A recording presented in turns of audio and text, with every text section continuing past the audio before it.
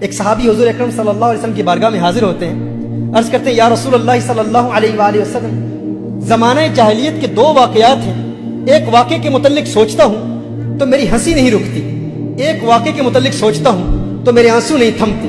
حضور اکرم صلی اللہ علیہ وسلم نے ارشاد فرمایا وہ کون سے واقعات ہیں؟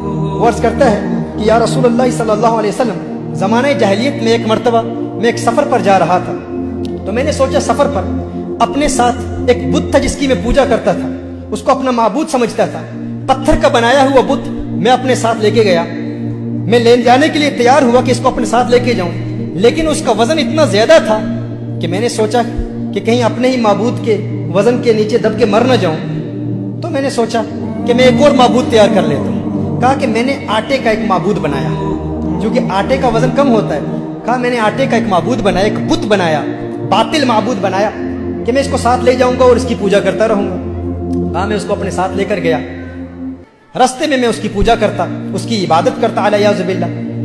کہا لیکن ایک وقت آیا کہ زیادہ راہ جو میرے پاس کھانے کا سارا سامان تھا وہ ختم ہو گیا، تو کہا کھانے کا سامان ختم ہوا تو اب میں حیران تھا، کچھ وقت کے لیے تو میں نے بہت برداشت کیا، پھر میں نے اسی آٹے پر پانی ڈالا، اسی کو گوندھا، گوندھنے کے بعد پھر میں نے روٹی تیار کی، تو میں نے کہا ہے میرے خدا اگر آج کام نہیں آئے گا تو پتہ نہیں پھر کب کام آئے گا، میں نے اسی کو کھا لیا۔ کہا یا رسول اللہ صلی اللہ علیہ وسلم، جب میں اپنے اس باطل معبود کے متعلق سوچتا ہوں تو میری ہنسی نہیں رکتی، اور ایک ایسا واقعہ ہے، ایک ایسا دردناک واقعہ ہے، جب اس کے متعلق سوچتا ہوں تو میرے آنسو نہیں تھمتے۔ میرے آقا صلی اللہ علیہ وسلم نے ارشاد فرمایا وہ کیا واقعہ ہے؟ کہا یا رسول اللہ صلی اللہ علیہ وسلم، ایک وقت ایسا تھا کہ میں اپنے گھر سے سفر کے لیے روانہ ہوا، جب میں سفر کے لیے روانہ ہوا تو میری زوجہ حاملہ تھی، میری زوجہ امید سے تھی، ایک عرصے کے لیے میں اپنے گھر سے باہر رہا اور میں نے ایک مدت گھر سے باہر گزاری، جب واپس آیا تو گھر میں جب پہنچا تو میں نے دیکھا ایک ننھی سی بچی میرے گھر کے صحن میں کھیل رہی ہے۔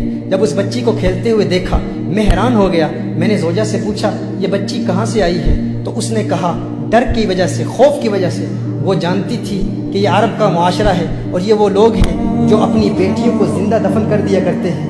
اس نے کہا کہ یہ آپ کی بیٹی ہے۔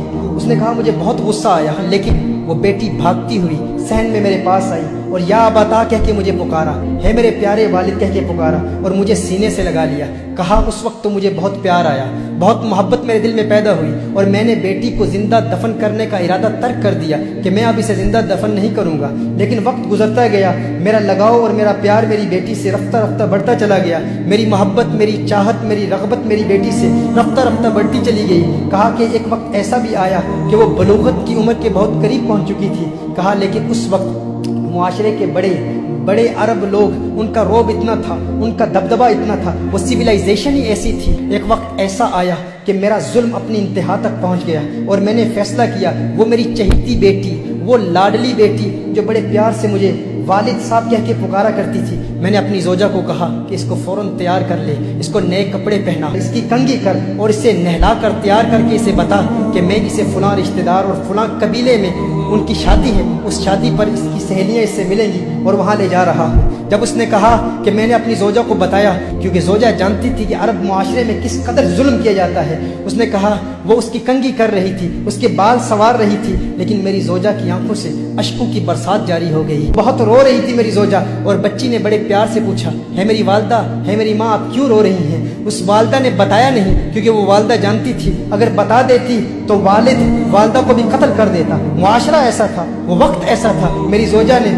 میری بیٹی کو تیار کیا، تیار کر کے جب وہ دروازے پر آئی تو میری زوجہ نے ایک جملہ کہا، اس نے کہا یا رجل لا تضيع الامانہ، یا رجل لا تضيع الامانہ۔ اس نے ڈرتے ہوئے کہا کہ ہے انسان امانت کو ضائع نہ کرنا، ہے انسان یہ اللہ کی امانت ہے، اسے ضائع نہ کرنا، اسے برباد نہ کرنا۔ اس نے کہا روتے ہوئے، میری زوجہ نے جب یہ جملہ کہا تو میری ننھی بچی بھی یہ جملہ سن رہی تھی، وہ بھی ان باتوں کو سن رہی تھی۔ کہا میں نے بچی کی انگلی پکڑ کر میں بچی کو اپنے ساتھ لے گیا، ایک صحرا میں لے گیا، بچی پوچھ رہی ہے۔ اب یہ 3 احادیث، 3 مختلف روایات کا نچوڑ آپ کی بارگاہ میں پیش کر رہا ہوں۔ وہ کہتے ہیں میری بچی بار بار پوچھتی ہے میرے والد صاحب جس قبیلے میں آپ مجھے لے جانے والے تھے हैं, ये रास्ता उस कबीले को तो नहीं जाता, अब मुझे कहाँ ले जा रहे हैं। एक रिवायत में आया कि उस बच्ची ने कहा, उसने कहा कि मैंने बच्ची को उठा लिया, बच्ची थक गई। थोड़ी देर के बाद वो बच्ची खुद कहती है वालिद साहब आप थकावट तो महसूस नहीं कर रहे, आप थक तो नहीं गए। कहा मैंने अपनी बच्ची से कहा मैं नहीं थका। बच्ची ने कहा नहीं आप थक गए हैं, अब मैं आपके साथ चलूंगी। उंगली पकड़कर उस बेटी को वो वालिद अपने साथ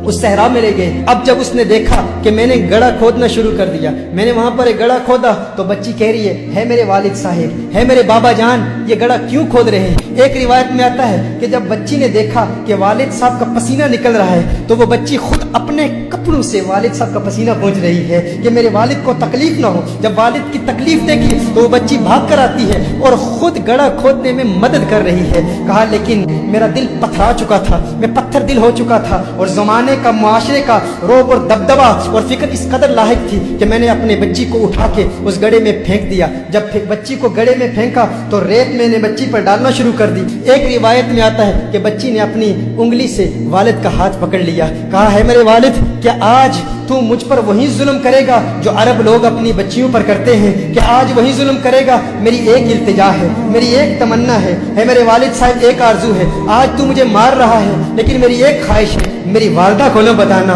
कि तूने मुझे कत्ल किया था, कहना कि उसी कबीले के लोगों में अपनी बेटी को छोड़ आया। एक वक्त ऐसा भी आया कि मेरी दाढ़ी पर उस रेत का गुबार मेरी दाढ़ी पर था, बच्ची उस कब्र में दफन हो रही थी और अपने हाथों से अपने वालिद की दाढ़ी भी साफ कर रही थी। उसको अपने वालिद की दाढ़ी पर जो गुबार था वो अच्छा नहीं लगता था। कहा लेकिन मेरा जुल्म अपनी इंतहा तक पहुंच चुका था। उसकी नन्ही आवाज खत्म होती चली गई और आखिरी जुमला उस बच्ची ने कहा है मेरे वालिद आपको याद है जब मैं घर से बाहर निकली थी तो माँ ने क्या कहा था, या रजुल ला तदय्य अमाना, है मर्द अल्लाह की इमानत को जाया न करना, अल्लाह की अमानत को जाया न करना। कहा उसने चीख मारी और वो बच्ची वहीं मर गई। मैंने बच्ची को दफन कर दिया। या रसूल अल्लाह सल्लल्लाहु अलैहि वसल्लम, आका जब मैं वो जहालत के जमाने का वाकया याद करता हूँ तो मेरे आंसू नहीं थमते। हुजूर अकरम सल्लल्लाहु अलैहि वसल्लम को देखा तो हुजूर अकरम सल्लल्लाहु अलैहि वसल्लम के साथ हजरत फातिमा तो ज़हरा रदियल्लाहु ताला अन्हा मौजूद है। मेरे आका ने फौरन फातिमा तो ज़हरा को सीने से लगा लिया,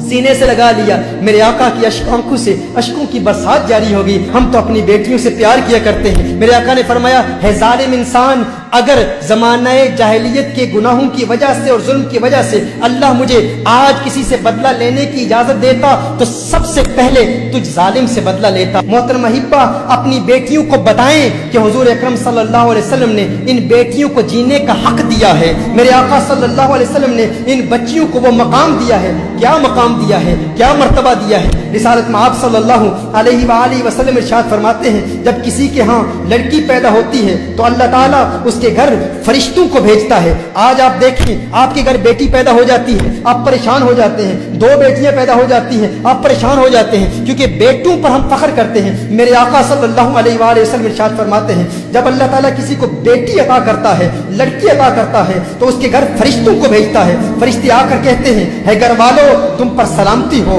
तुम पर सलामती हो। फिर फरिश्ते अपने पर बिछा देते हैं, अपने परों के साए में उस बच्ची को ले लेते हैं और अपने हाथ उस बच्ची के सर पर फेरते हैं और फिर फरिश्ते कहते हैं कि ये नातवा कमजोर जान है, जो इस नातवा कमजोर की परवरिश करेगा कयामत तक अल्लाह की मदद उसके शामिल हाल रहेगी। मेरे आका सल्लल्लाहु अलैहि वसल्लम ने इरशाद फरमाया बेटियों को बुरा मत कहा करो, तुम देखते नहीं मैं मोहम्मद अरबी भी बेटियों वाला हूँ, तुम देखते नहीं मैं भी बेटियों वाला हूँ। बेशक बेटियां तो बहुत मोहब्बत करने वाली, गमगुसार और बहुत ज्यादा मेहरबानी करने वाली होती हैं। एक हदीस में मेरे आका सल्लल्लाहु अलैहि वसल्लम ने इरशाद फरमाया जिस शख्स पर बेटियों की परवरिश का बार पड़ जाए और वो उनके साथ हुस्ने सलूक करे तो उसके लिए जहन्नुम से रोक बन जाती है। बेटियां उसे जहन्नुम में दाखिल नहीं होने देती। ये बेटियों का मकाम है किसने दिया? मेरे आका सल्लल्लाहु अलैहि वसल्लम ने दिया। हजरत अनस रदियल्लाहु ताला अन्हु रिवायत फरमाते हैं नबी करीम सल्लल्लाहु अलैहि वसल्लम ने इरशाद फरमाया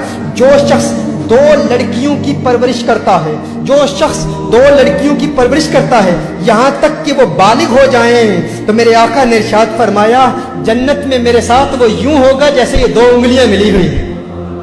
अगर जन्नत में आका की सोहबत, आका की खिदमत में रहना चाहते हो, आका के करीब रहना चाहते हो तो बेटियों की परवरिश करो।